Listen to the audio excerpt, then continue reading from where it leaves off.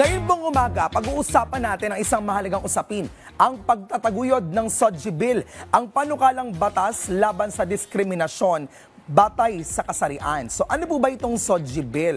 Itong SOGI Equality Bill ay panukalang batas na naglayong ipagbawal ang diskriminasyon laban sa mga tao batay sa kanilang sexual orientation o kung ano ang kanilang sexual at romantic interest.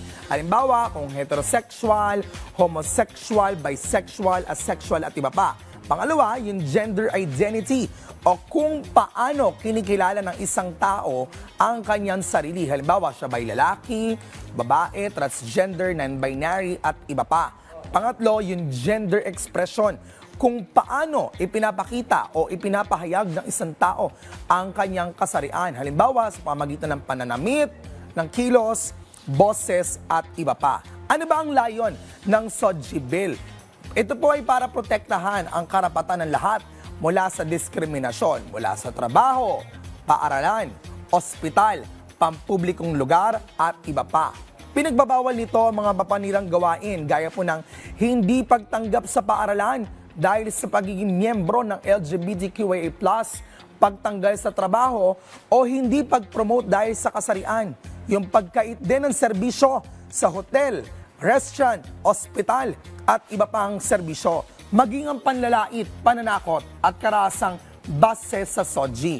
Ito po ay yung pagtaguyod na rin ng respeto, dignidad at pantay na pagtingin sa lahat ng tao. Anong hindi totoo o maling pag-aakala ukol po dito sa bill na ito? Hindi ito nagbibigay ng espesyal na karapatan sa LGBTQIA+ community. Napakahalaga po syempre na nagtutulak sa mga tao na baguhin ang kanilang paniniwala.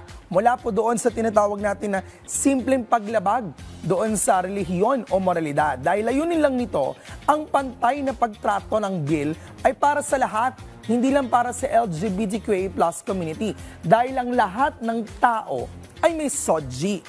Ano ang kalagayan ng panukalang batas na ito?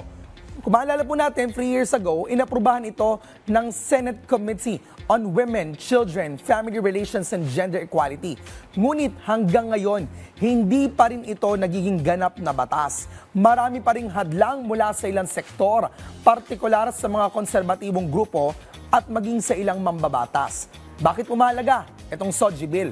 Dahil sa isang lipunan na dapat ay para sa lahat, walang sino man ang dapat tratuhin ng mas mababa dahil sa kung sino siya o paano siya magpahayag ng kanyang sarili. Pantay na karapatan, hindi espesyal na karapatan. Yan muna ang ating pinag-usapan ngayong umaga sa G-Terms. Abangan ang next na salita at batas na ibabahagi ko sa inyo next week dito lang sa G-Terms.